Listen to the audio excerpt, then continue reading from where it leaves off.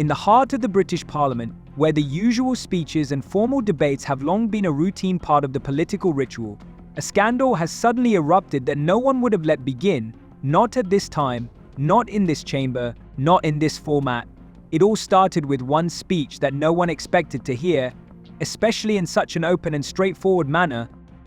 Conservative MP Graham Stuart, hitherto considered a low-key politician, suddenly took to the rostrum with a statement that in an instant disrupted the usual order of the day. There was complete silence in the chamber, as if Parliament was holding its breath, while he began to make accusation after accusation against the Chancellor of the Exchequer, Rachel Reeves, almost without raising his voice. He spoke with cold certainty, like a man who had had enough of waiting. She claims that growing the economy is her priority, he began, but it is under her that the UK economy has gone from being at the forefront of the G7 to being a drag on the economy. A deep silence hung in the hall. But Stuart didn't stop there. He hit the most vulnerable spot, the promises that Reeves made but, he believes, failed to deliver. No tax increase. But as early as next week, the employment tax is being introduced, which will hit ordinary working Britons. The hall began to whisper tensely. Then new figures, cuts to housing plans for 200,000 properties and an £18 billion in pound borrowing over the next 2 years. 18 billion, he pointed out. Isn't it time for the Prime Minister to invite her into the next office and say, "Rachel, you're fired"? The words sounded harsh, like a slap in the face. Even the opposition ranks, accustomed to sarcastic outbursts, fell silent for a second. This was not an off-duty critical statement, it was a statement of war, a direct attack on a figure occupying one of the most important positions in the cabinet. Not just questioning her decisions, but actually calling for her immediate resignation. Some called it political suicide, others called it an act of courage, but no one remained indifferent.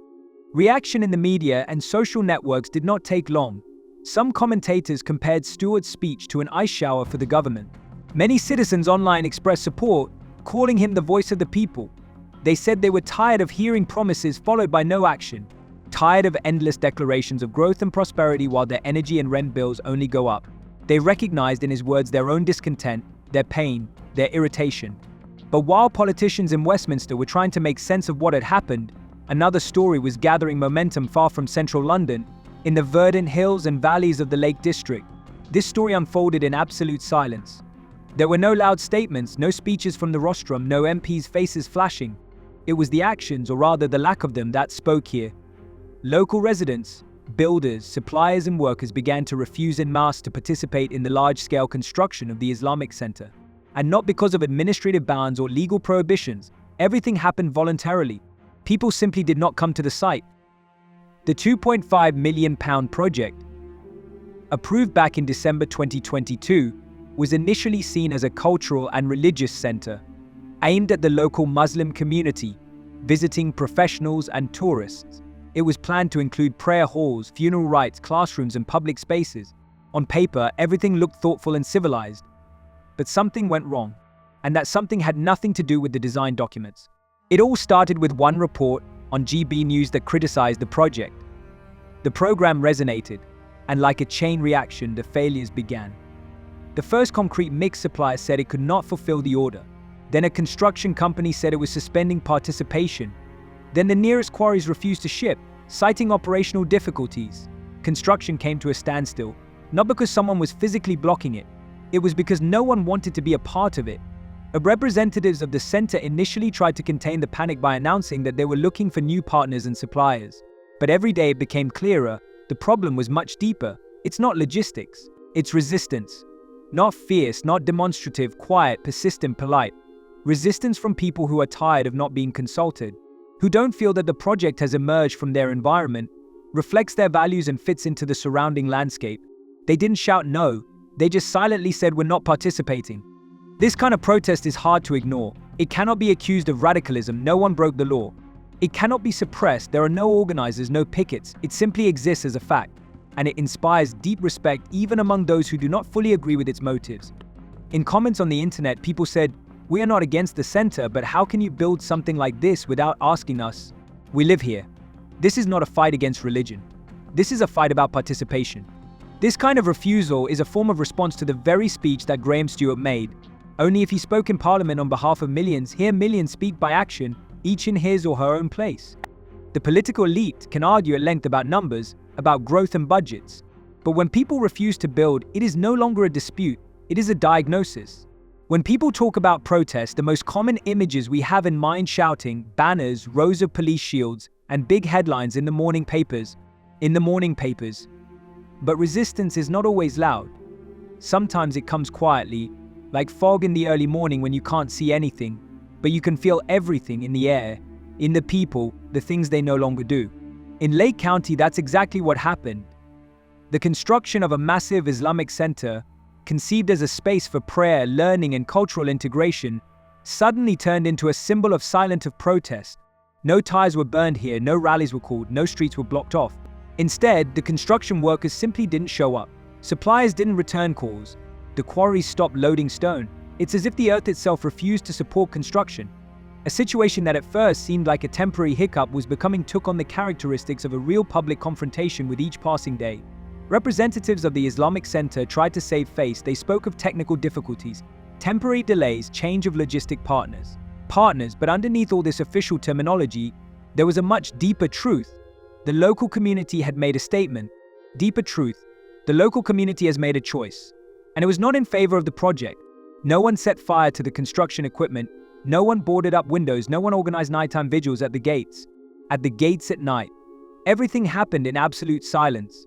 One of the drivers who was offered a contract simply said, "It's not mine," and drove off. Another bricklayer refused the order, explaining it with principles. Principles that no one voices but everyone understands. One of the reasons is the very same issue of GB News, where the construction was heavily criticized. It emphasized not only architectural and cultural issues but also the emotional aspects, how the project might affect the spirit of the place, the perception of the space. The spirit of the place, the perception of the space, the resident's sense of self. After that broadcast, it became a chain reaction. First, one supplier refused, then a second, then 3 quarries, independently of each other, suspended shipments. Not because the project was breaking the law, but because people internally decided, no, that note didn't sound out loud.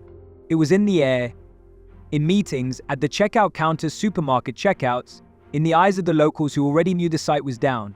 But what's amazing is how it was perceived in the community.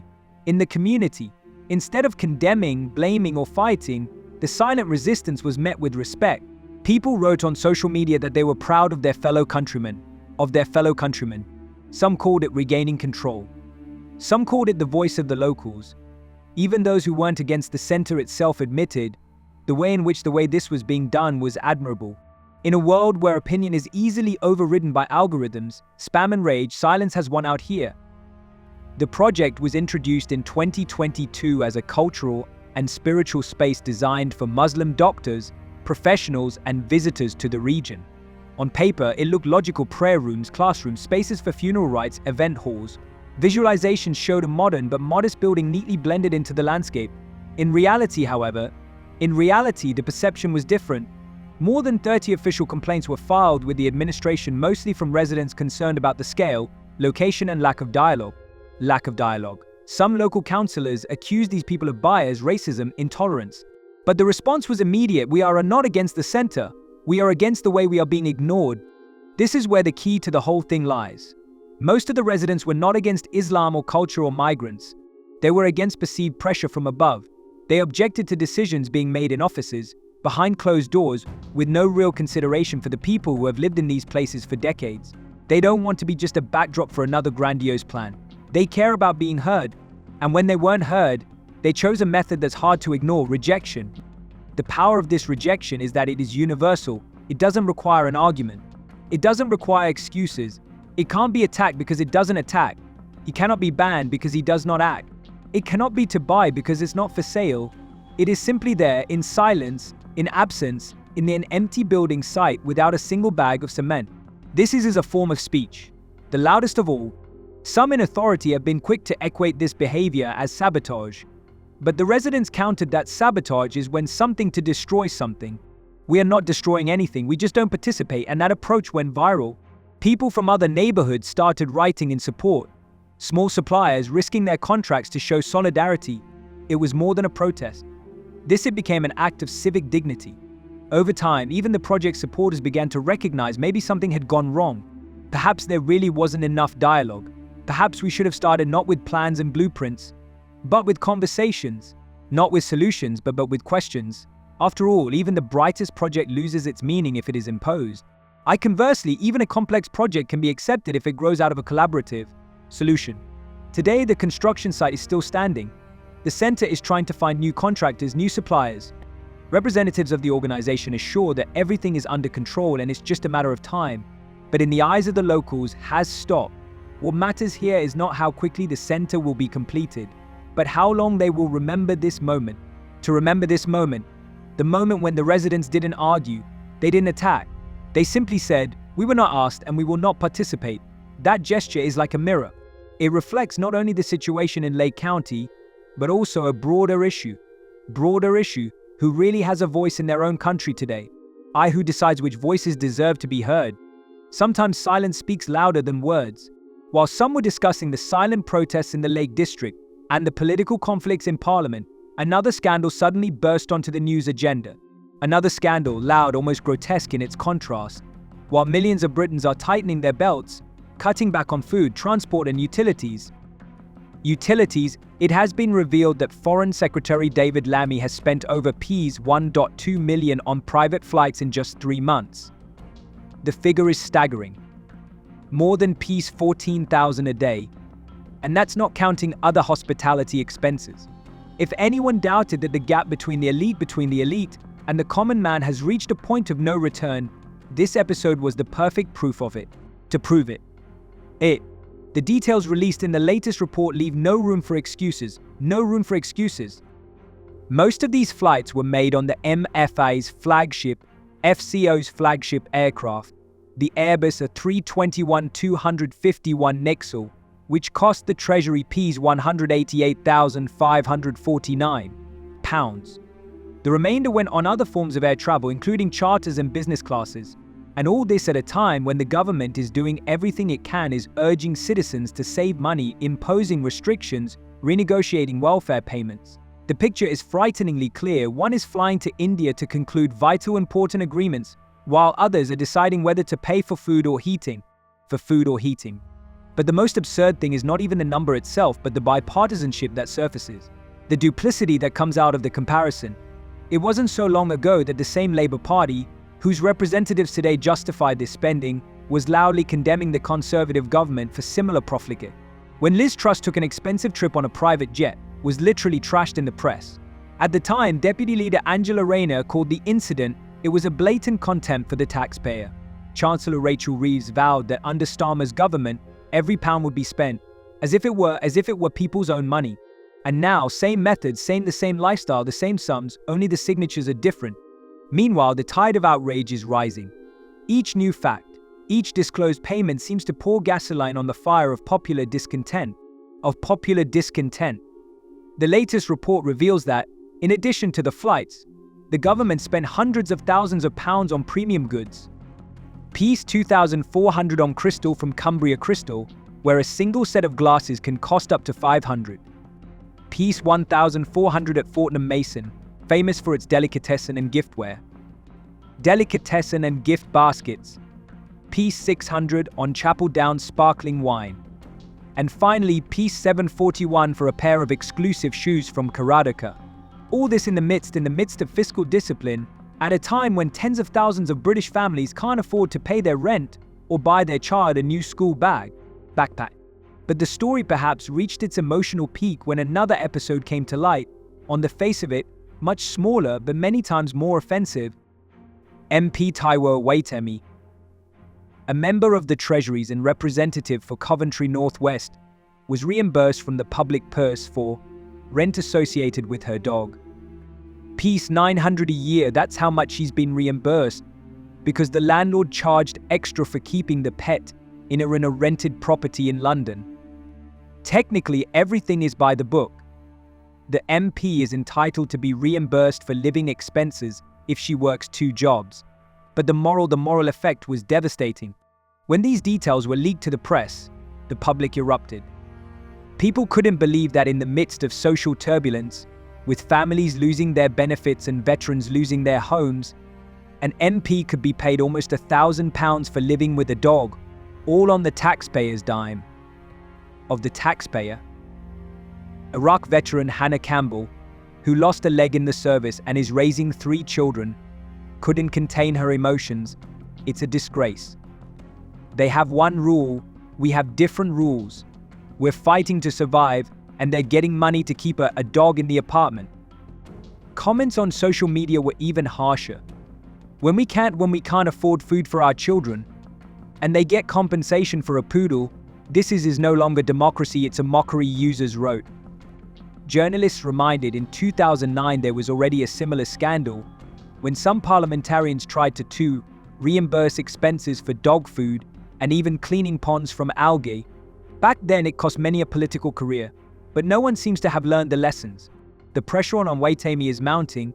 She's being vigorously defended by her colleagues, citing the need for comfort for MPs working in 2 regions.